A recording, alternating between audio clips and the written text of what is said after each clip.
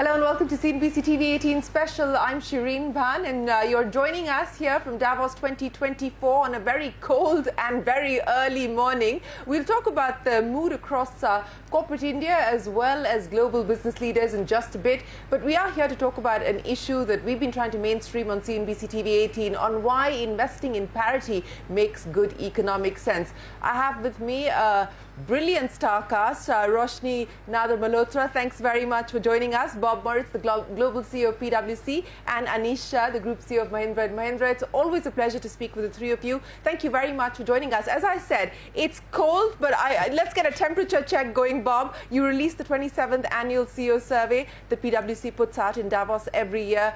What's the mood like?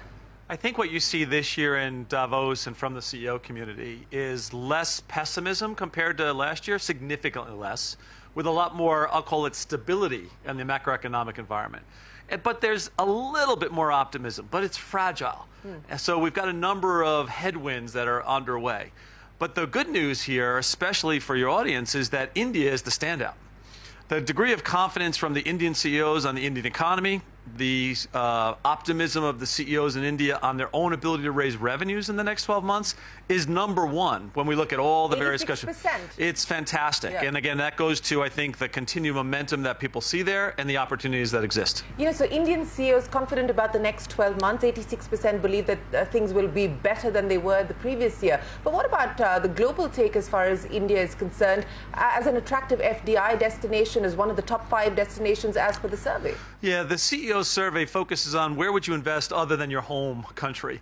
And India has continued to rise quite a bit. And the anecdotal evidence amongst the CEO community is a significant rise in terms of mindset and top of mind relevant to their capital deployment. And you see 3 opportunities. One is the continued rise of the consumer in India that needs to be served. Second is the ability to invest in India from a perspective of the supply chain opportunities that exist as organizations try to diversify their supply chain, automate it, and make it more greener. And last but not least is the ability for India to continue to serve the world and operate more globally as well. So there's a lot more upside and a lot more top of mind for the CEOs around the world about India. So Roshni, let's talk about that, the opportunities that exist for India. Indian tech, of course, here on the promenade and has been for the last few years. You're coming off a very strong quarter at HCL Tech with a market cap crossing 50 billion.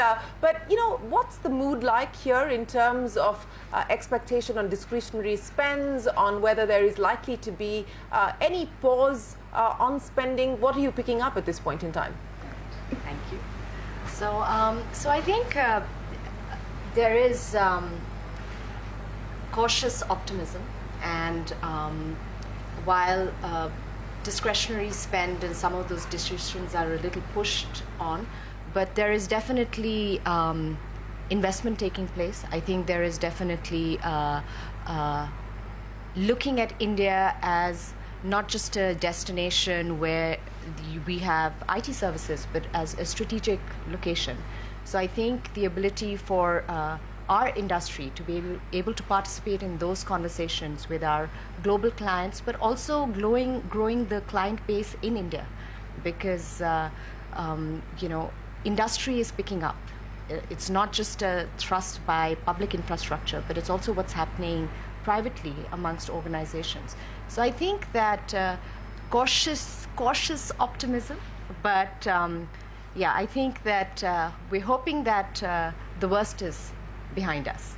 And that certainly would be the hope for a lot of CEOs at this point in time. Anish, you know, your conversations, what are you picking up? What's the read?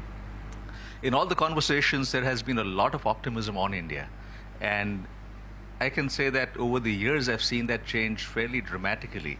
And even compared to last year, there's significantly more optimism because people are seeing India as a long-term market. They're also seeing India as a supply chain hub, not necessarily an alternative to China. It is a hub standalone in itself. And the questions now are, how can we come to India and make it work? Because we want to be there in the long term. Yes, we want to be there in the long term. But Bob, you know, of the many challenges that the world faces today and global leaders need to address, investing in gender-balanced organizations, investing in creating equal opportunity workplaces, how much of a priority is that for global CEOs, for global boardrooms today? So it is a top priority. The challenge is I think it gets crowded out in terms of the topics get discussed. Having said that, when you look at the time and energy that the management teams are spending on that, it's quite a bit. And the reality is, when you look at the accountability that organizations are now starting to have, particularly in the societal aspects, it's going to be even more important going forward. You see rules and regulations around the world coming in that are going to require people to disclose what do you do and are you making progress, coupled with what are your goals looking forward. So the concept of equality and inclusion are top of mind right now, and I think organizations are continuing to make a lot of momentum there, but it's still not enough. We have to recognize the realities of the numbers, and that's one of the things I think we find organizations do, is that there's too much anecdotal conversation, not factual conversations in terms of the numbers from a recruiting perspective, a pay equity perspective, a promotional perspective, and that's where you actually can be very focused in terms of what actions to take, actions with data. You know, I'm glad that you pointed out, because you're absolutely right. A lot of it gets sort of discussed anecdotally, but not enough data. In fact, that's one of the things that we're trying to do, is put data together on the changes that have happened across India. But what kinds of targets, if at all, is PwC willing to put as far as creating a more gender-balanced organization is concerned? We start from the top. So there's a couple of things that we do. One is we have a target in terms of what we want to do relevant to the representation for better inclusion around the world in our leadership teams and our major client service partners. Because those starter roles that enable you to get into leadership are the ones that we actually have to work on and make sure that you're held accountable all the way throughout. The second thing we do is actually every leader actually has a responsibility in their scorecard for what they're doing, and it's both fact-based as well as efforts-based. And we actually have an accountability model that says, okay, your compensation is at risk this year if both the effort and the outcome is not there.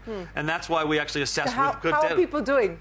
They're doing good in most parts of the world, but not great in all parts of the world. And that's our challenge, as you look at the unconscious biases that exist in some parts of the world, and with some individuals, to be honest. So we've got to push harder, and that requires the tone at the top and what I call respective disruption. It requires leaders to get active, push, and push hard, and intervene as necessary to make the change. Roshni, let's talk about the changes that you're trying to drive now and what the experience has been as you've gone about setting targets to make change. So again, I think a point that people don't give enough attention to is a lot of people talk about diversity, but diversity without inclusion is also a big trap that a lot of organizations get into. Because I think that you keep chasing metrics of, I need to have, let's say, 50% women target by 2030, or you know, each team which is 5 and above should have at least one woman who is part of the team. Sometimes this gets crowded in the fact that inclusion is extremely important, because a lot of the times you start ticking off boxes and metrics, but the experience is not that great. So I think you know, we have, let's say at our organization, if I start from the top, we've got 4 women directors on our board. I think by all metrics, that's much more than perhaps in many boards, not just in India, but across the world. I think it's encouraging everyone around the table to have those conversations at the top. And all the women that we have in the board have been in leadership positions, have been executives. They've been on the other end and risen. And you know what changes they've made. So I think there's a lot of practices, practical practices to learn from of how it's done. Then in our particular industry, you know, at the entry level, we have 50% women freshers. Actually, the trouble starts happening at the leadership level. So how do we actually create a journey for them? And I'm still a believer that women also don't want to be put into quotas. We want to rise on merit. And I think providing that opportunity within, because you can do inorganic hiring, but culture takes time to change. And I think that if you're able to do it much more organically. Yeah. And that takes time. I'm not saying we're there, but I think that takes time. But as Bob said, setting the mood on the top, working below, and I think there's a lot of discussion about generative AI, and a lot of discussion about how technology is going to change the world and how companies are going to operate better, efficiency, productivity. There's not so much discussion about how that's going to change the pyramid of how people and gender will be impacted. And I think, again, I don't have data points for that, but I think that's something that at least us at the board, as well as me, would be looking at very specifically, because those are the future opportunities. Yeah. And actually, it's a clean slate. It's great to start. So I think that there's a lot to think. There's plenty to think about, but Anish, you're trying to move the needle within the Mahindra Group, but also as the president of FICCI, of one of the largest federations in India, you're trying to see what can be done to not just move the needle at the top, but across SMEs as well, because that's a problem area. That's right, Shereen, and I would agree completely with Roshni, which is it's a culture that has to change. It's about an inclusive culture. It's not about metrics. It's not about quotas. That's because it's important for organizations. For a successful organization, having diversity of thought, diversity in our teams makes us better. And as our teams understand that, as our leaders understand that, that change is rippling through the organization. So at the Mahindra Group, we made significant strides in that. We looked at what are the various roadblocks in this journey. What are the various support mechanisms that women may need through their journey in their career, and how do we address that? As we've talked earlier, Shereen, we've got a maternity policy now that spans 5 years and gives a tremendous amount of support to women through that journey. So it's about creating that culture. It's about having the policies that are supportive, about having equality and inclusion as key elements of what we do every day. And on the FICCI front, this is important across India. Yeah. And therefore, women empowerment is one of the top priorities that we are driving this year.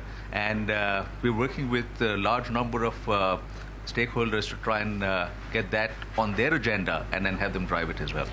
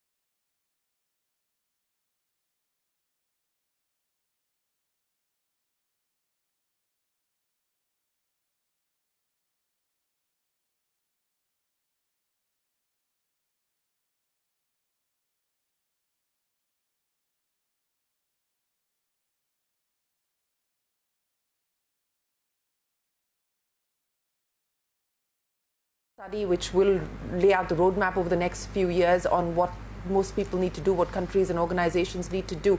Is there an acknowledgement of the kind of economic impact, the economic benefits that the organizations will accrue if they do in fact move down this path? Yeah, I think the business community now is much better positioned to make this a business opportunity, not necessarily just a societal doing good opportunity. And they see that commercial opportunity in a couple of ways. Number one, you get women in the workforce. They're more empowered. They're doing better. They have the ability to spend accordingly, right? So that's on a worldwide basis when you look at the broader topic of inclusion. Second thing is, as you look at the representation of women in leadership teams at the highest level, they're the ones that have different perspectives. Going back to the point Anish makes, which diversity of thinking is actually very beneficial for how we attack the marketplace and the opportunities and manage the business. And last but not least is, I do want to come back to this point on technology, because it's really important as you foreshadow ahead what's going to happen. The WEF and others are doing studies around this, and the real concern is you're going to have an opportunity with AI, but it will change radically the labor force. We already have issues in the labor force that exist today. We can't make this a compounding issue to the negative. It's got to be actually a compounding issue to the positive. So we've got to make definitive decisions at a commercial level with organizations in the business community, but we also have to make policy decisions on some of these things to enable better success in this regard. And that's where governments very much see that opportunity. You see it in India, specifically you see it in a couple other Asian countries as well, as you look at the opportunities of women participating in the workforce and the like. And I think that's going to be an opportunity, particularly when Asia, India, and the like actually lead the way for this digital transformation. You know, Roshni, let's talk about some of the measures that you've taken that have worked. And you know, you said that at the entry level, you perhaps have more women coming in and than men, but it's the leaky pipe issue that is an issue everywhere. So, you know, anything that you've done to try and plug the gap that's working at this point in time? So I think if I just set a little bit of a context, two things that I think that have been working in our organization. Number one, I think as women rise, they want to be in the same kind of roles that a lot of their male counterparts are. So, for example, we have a very large program that we run in the organization where at a particular time in your career, when you're about 5 years in or about 8 years in, which in itself in today's generation is a lifetime. Yes. So I think we have to also acknowledge that no longer is it 15, 20, yes. You know, moving them into sales roles. And I think they want to be in front of a customer and in front of a client. And that also gives a lot of practice and growth. So I think that having a program around that, and we have hundreds of women now within HCL who are going through that program. Many have moved on site as well, because I think that's a very important way to grow organically, and they get the exposure. They get to meet other people in the competitive landscape who they are up against when they meet clients. They get to understand what clients want. They get to understand macroeconomics. I think that these are extremely important factors. So that's on the, you know, as they rise up the journey in the organization.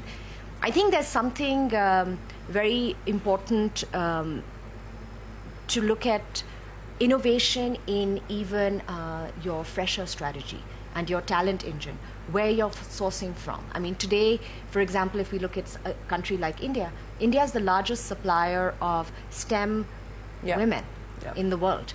Of course, it's a function of our numbers as well. But if you, even outside STEM, India is the largest supplier of just women who are coming into the workforce from education. So what if you looked at the talent and, let's say, introduced, like we have, an early careers program, which is you know, getting them in much before they go into universities, and they could be from the arts, they could be from science or from any other field. And you know, we've got 10,000 now in the organization.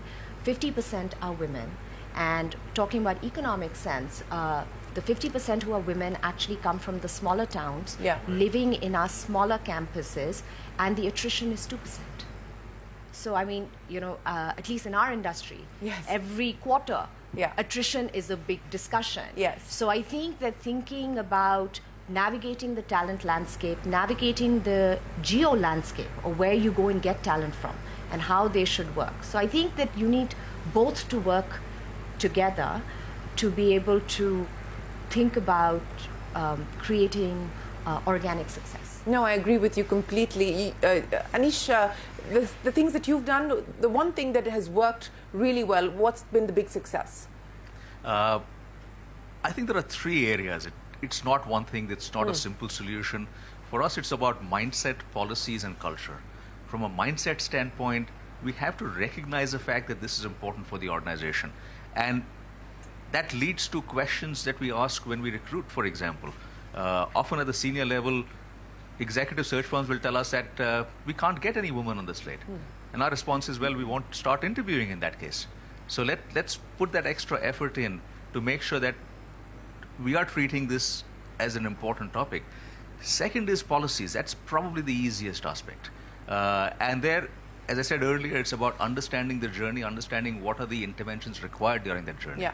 The toughest is culture, because this is about creating an inclusive culture. It's about unconscious biases that exist.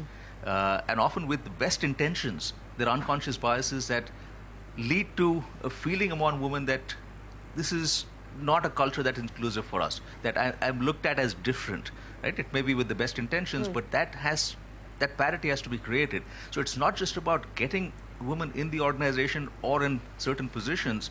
It's about ensuring that they thrive there, that they love the culture. And that is the work that's required across the organization, and we're putting a tremendous amount of effort on that front. You know, Baba, I want to come back and address the CEO survey, because last year when you did the survey, the possibility of companies existing 10 years on, that number has actually gone up this year, hasn't it? So what are CEOs mindful of? What are they fearful of the most today? So the fact pattern is last year about 39% of the CEOs thought they were not going to be economically viable if they didn't radically change their organizations to be fit for purpose going forward. That number has increased to 45% this year, and particularly acute in some parts of the world. India actually being one of them, as they look at the disruption and the external forces that are coming their way. That's actually a good news story because they acknowledge the challenge is coming, and they have to do something about it. Now, one of the issues that actually is top of mind in that regard is, does my leadership team and does my organization have the right skill sets? And am I able to attract the right talent to actually do all the things we're talking about? And this is where this concept of inclusion and equity becomes so much more so at the forefront of all that they're doing. So how do I create that right environment? And just if I can pick up on a little bit on what Anish said for a second, it's one thing to do maternity leaves, for example, to give people a fair shot at what's happening and recognize the work-life challenges, because you're never going to have work-life balance. It's actually all about the flexibility and the equality that comes from that. But the reality is, in PwC, we did the studies that showed out of sight, out of mind, not good. So when people came back into the organization, they were rated lower. So we had to do a different policy change, which was actually, you are going to maintain your rating and your performance rating when you come back, because nothing's changed. You just happen to leave the organization for a little while. And these are the kind of things that are so important as to what data tells you what decisions to make, what policy to put in place. And that goes to, as you say, tone at the top, policies as well as cultural organizational fit to make sure it's fit for purpose going forward. So Roshni, you know, road ahead, the priorities that you're going to be working on, what's the next big idea on this front? So I think, again, from a business perspective, AI seems to be top of mind, and of course it's something that customers are looking at, and also the ecosystem around it, so around, you know, you can't walk down Davos without seeing AI in some. You cannot. But I think that a big priority for us is going to be the people pyramid and the people structure. You know, we have outside HCL Tech, but a part of the group, we have an education company. We have 2.6 million learners, and of the 2.6 million learners, 50% are women, and they're only doing full stack development and data science. So I think that that is also an indicator of the fact that they're hungry. It's you know, there's a workforce out there which is digital natives. You know, it's a tough one for a lot of organizations, because the more than 50% of each organization is currently dealing with Gen Zs and Gen Alphas, and they're very different. And leaders are not Gen Zs and Gen Alphas, and far from it. So I think that you're closer to that. No, I'm also millennial, but no, but it makes a big difference, because I think that, you know, we speak about diversity, inclusion, and culture. Culture is a very important discussion, as you know, of course, Anish has said, Bob has said as well. But it's not for women. They're part of the discussion. So I think that's very important, and not just women. I think inclusion of all, and it matters. So I think that when we think of new technologies coming in, new operating models which are going to come up, and how customers want us to deliver to them, I think diversity is going to play a big role. and people structures is going to be absolutely critical. Bob, Roshni and Anish, many thanks for joining us here very early in the morning here in Davos, but thanks very much. We appreciate your time and we wish you the very best of luck for 2024. Thanks for joining us here on CNBC-TV18. We are going to take a break here, but there's a lot more conversation. We will continue with our coverage here from Davos 2024. We're back with you in just a moment.